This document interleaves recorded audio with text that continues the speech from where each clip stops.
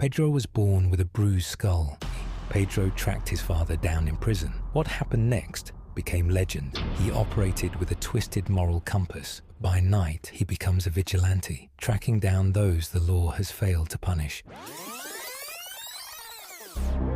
What if someone like Dexter actually existed? Not in America, but in Brazil. If you're not familiar with Dexter, he's a fictional character from the American TV series Dexter. By day, he works as a forensic blood spatter analyst for the Miami police, but by night, he becomes a vigilante serial killer, targeting other killers, rapists, and predators who've slipped through the cracks of the justice system. Dexter believes the law isn't strong enough to stop the worst criminals, so he creates his own code and takes justice into his own hands. He doesn't kill randomly. He hunts those who've escaped punishment and eliminates them with surgical precision. But our man have a different name. Living in a city where corruption runs deep and justice often slips through the cracks, frustrated by a system that lets criminals walk free, he decides to take matters into his own hands. By day, he blends into society like anyone else, but by night, he becomes a vigilante, tracking down those the law has failed to punish. To some, he's a hero, a symbol of justice in a broken system. To others, he's nothing more than a dangerous criminal, crossing moral and legal lines that should never be crossed. If you're new to this channel and enjoy the content, don't hesitate to show your support. Hit that subscribe button and join the community. This is a real,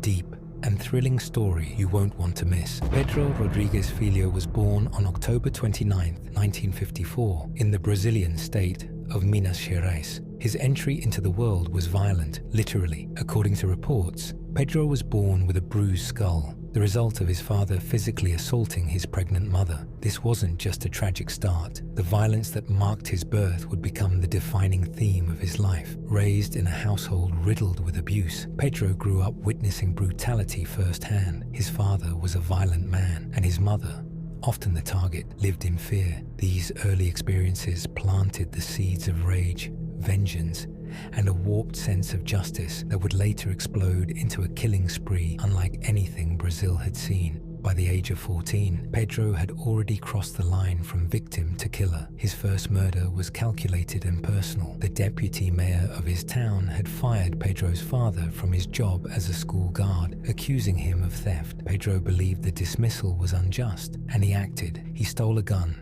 and shot the deputy mayor in broad daylight, but he didn't stop there. Days later, Pedro tracked down the man he believed was the real thief and killed him too. These weren't random acts of violence. They were, in Pedro's mind, executions, punishments for wrongdoing. Even as a teenager, Pedro saw himself not as a criminal, but as a vigilante, someone who would do what the system couldn't or wouldn't. As Pedro's reputation grew, so did his emotional stakes. He fell in love with a woman named Maria Aparecida Olympia, known to friends as Botinha. She became pregnant with his child, and for a brief moment, Pedro seemed to glimpse a future beyond violence. But that hope was shattered when Maria was brutally murdered by a rival gang. She was stabbed to death in a targeted attack.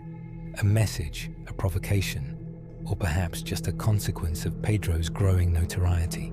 Her death devastated him. It wasn't just personal, it was transformative. Pedro launched a revenge spree, hunting down and killing several members of the gang he believed responsible. If he had once killed with a twisted sense of justice, he now killed with grief. Maria's murder didn't just fuel his rage, it erased any remaining boundary between vengeance and obsession. Pedro's early murders set the tone for what would become a chilling pattern. He didn't kill indiscriminately. He targeted those he considered evil: drug dealers, rapists, corrupt officials. He operated with a twisted moral compass, one that justified murder as justice. Over the years, his kill count grew. He claimed to have murdered over 100 people, though official records confirmed 71. His methods varied: shootings, stabbings, ambushes, but the motive remained consistent: eliminate the wicked. Pedro became infamous across Brazil. The media dubbed him Pedro El Matador,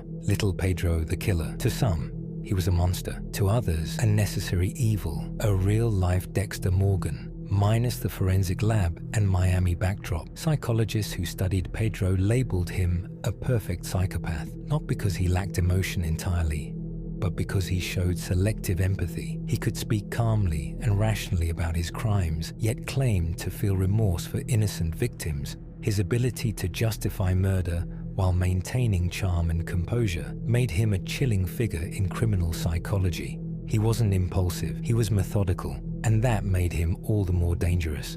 One of Pedro's most notorious murders was deeply personal. His own father had brutally killed Pedro's mother with a machete. The act shattered Pedro and ignited a desire for revenge that burned for years. Eventually, Pedro tracked his father down in prison. What happened next became legend. Pedro stabbed his father 22 times, but the most chilling detail? He allegedly cut out his father's heart and chewed a piece of it. Whether this act was symbolic, ritualistic, or simply mythologized by media, it cemented Pedro's reputation as a man who didn't just kill, he punished. This wasn't just vengeance, it was retribution, delivered with surgical brutality. Pedro's crimes eventually caught up with him, and he was sentenced to decades in prison. But incarceration didn't stop him.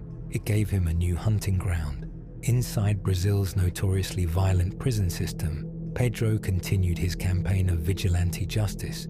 He killed 47 fellow inmates, many of them convicted rapists, child abusers, or murderers. His attacks were brutal and often theatrical. He carved messages into victims' bodies. He mutilated them post-mortem. He became feared even among the most hardened criminals. Guards were wary. Inmates avoided him. Pedro ruled his cell block not with alliances, but with terror. His prison years weren't a pause in his killing, they were an extension of it. After more than 40 years behind bars, Pedro was released in 2007. Brazil's legal system had changed, and his sentence, originally over 100 years, was reduced due to constitutional limits. But Pedro didn't fade into obscurity. He reinvented himself. He launched a YouTube channel called 2P Entretenimento, where he discussed crime, ethics, and his past. Wearing sunglasses and speaking with eerie calm, Pedro recounted his murders like war stories. He condemned certain crimes, praised redemption, and even gave advice to young people. His channel gained over 250,000 subscribers. Some saw him as reformed, others saw him as glorifying violence. Either way, Pedro had transformed from feared killer to internet personality, a bizarre twist in a life already filled with contradictions. On March 5, 2023, Pedro Rodrigues Filho was murdered in São Paulo. He was shot and stabbed in a street attack. The killer fled. No arrests were made, no motive confirmed. Some speculated it was revenge, a relative of one of Pedro's victims.